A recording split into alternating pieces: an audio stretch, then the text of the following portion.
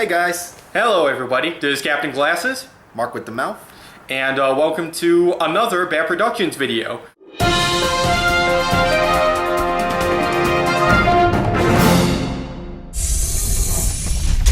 What are we talking about, Marcus? About our C2E2 experience. It's a little delay. Yeah, we've realized that it's been months since... We have reasons. Yeah, it's been months since we promised, or not promised, but we hinted that we were going to do a review overall about the C2E2 2017. Yeah, we've been busy for our schedules, work, School, graduation. yeah. So, let's begin, shall we? The first question in our minds is our experience, like who we met and all. So, we met. Well, this was an interesting year for me, considering that not only did I get to see Doug Walker and Rob Walker again at the Channel Awesome booth, really nice people. Mm-hmm. I love their advice. I love their positive comments to everyone. I just love their enthusiasm at the con in general. But also I get to see Frank Miller at his panel talking about his work on Sin City and the Batman series. Well, some of the Batman series. And also, I get to take a photo op with Luna Lovegood, or as people know her as Ivana Lynch. And that was a really exciting experience. Sure, it was short because her agent had to rush us, and the picture was a little awkward to me being at least a couple of feet away. But it was actually nice to see that this person was able to take time out of her busy schedule to say hello to the fans, talk to them, and take pictures with them. And I was very fortunate to have that experience at this con. Instead of just walking around the dealer's hall or the convention panel areas too much, I could just talk to some celebrity/guests here. Like I met some people as well. Yeah, you met a very Dog special... Walker and all that. That's the Sasha critic, if you guys don't know, from Channel Awesome. But yeah, I met my idol since I was a kid. I always wanted to meet him, and it was his last chance. The man, the myth, the legend. Yeah, I'm nervous still. I was nervous meeting him, Stan Lee. Like I met celebrities before, but he just blew my mind from meeting him in person. But of course, you know, there's a lot of people want to see him, so they had to rush us. Sorry, you know, yes. Hey, get out. Yeah, we seem to have that same experience with our guests, considering that there was a ton of people in our lines, respectively. And you went Friday, right? Yeah, Friday. Yeah. Because I could have gotten other days, but it was pretty much booked, so might as well get it done right away. I mean, if you want to see your favorite actors, actresses, or you know, just favorite celebrities from television, video games, or cinema, be sure to get the VIP package, especially that you could probably get a free autograph when you're in the VIP lounge on Saturdays, or that you bring a ton of cash with you. Oh, definitely. Speaking of which, what did you get? Okay, so usually what happens when I go to conventions is that I get a lot of vintage toys. Definitely. And two of my favorite ones happen to be a small Street Sharks figure. It's Calamari, there you go, which is kind of like this giant green calamari that has these giant biceps, and it had that cool water shooting gimmick. And the other one was although incomplete, I still like the look of the dinosaur, but it was a Dino Riders monoclonus figure with the saddle and the two turrets on each side. Yeah, I remember. Sure, it was a bit incomplete, but I think one of the hands is kind of broken, I remember. Yeah, one of the turrets is broken, and one of the hands on the Calamari figure is a little chewed up. But you know, it's all right. I mean, I'm just there because it looked cool. And it's not like that I'm gonna be throwing it around or putting on fire or anything. No. And I'm mad at one thing he got. He got this Skeletor toy. But there was one that was a rare special edition. It has different eye color, whatever. I told him to get it because, you know, when you're going to find a rare toy, but you didn't get it. Okay, I spoke to the head manager or whoever's in charge of the booth at Super 7. He told me that there was only one regular Skeletor left. Yeah. And that look appealed to me the most because of the more acrylic color that gives it that cartoonish but plastic feel look of the 80s, while the other rare one that you keep telling me about, he said that there were 20 more in his store, and that he just looks like nothing but just regular Skeletor with pink blots everywhere. Apparently it's rare. He has all of them. He's just trying to sell to people. I'm not a big fan of factory mess-ups. I just want a regular figure, man.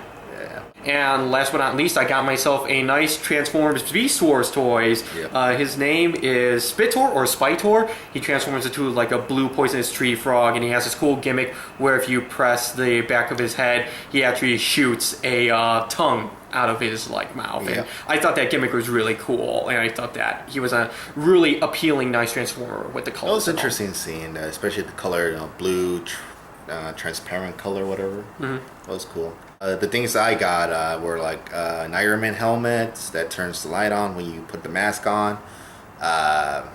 Freaking model kit of the DeLorean of Back to the Future, which I'm a big fan of the movie. That's no matter, I see in tons of movies, but that one is not my number one pick. I'm so glad that I actually saw that first time. It's like, hey, look, it's a model kit. The only problem with that is when I assemble it, some of the parts don't actually fit. So, duct tape.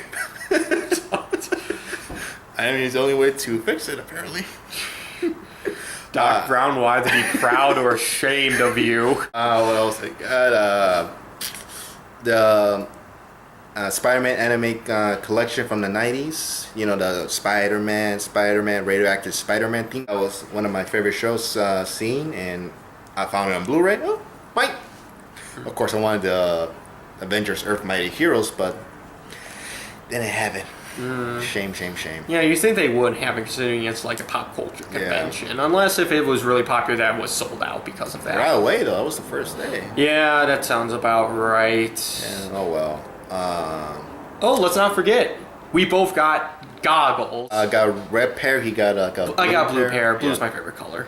I got red because I can see better than that. Speaking of which, red also got like a better Deadpool mask and a leather jacket, which is kind of looks almost similar to the movie one. I just got it because he gave me a great deal, and I'm like, sure, might as well. Yeah. The only con of the convention. Yeah, it's this is my third time going to this convention. And this is my second. And I'm already feeling a little bit too accustomed to the convention that I feel like that there's nothing else new. Because I've seen cosplay group meetups before. Yeah. I've taken pictures of a lot of cosplayers around the show floor. I've went to a bunch of panels. I've talked to some people. And it seems to be a never-ending loop. And maybe if I just like did something different, like go in a better cosplay or join a cosplay group, or I was hoping I would do something more different. Maybe meeting actors and actresses, staying in that line and getting to talk to them would be like a big benefit and a change to my experience at the con. We gotten so used to doing this over and over again. We just need something fresh for us, you know, because we go to conventions all the time, and you know, we just want a new experience every time we go there. And of course, we got to prepare ourselves for LineCon. Oh, the old mythical LineCon, which is next to the good old was that the Golden City from Kingdom of the Crystal Skull. Yes. But yeah, the LineCon's real. Yeah. He's been through this many times. Oh, definitely. Especially when you, like I said, when you meet your famous celebrities, you got to prepare yourself for that. Also, not only with celebrities, but also just getting a ticket in general. Yeah, ticket or food, because a lot of people are hungry, so.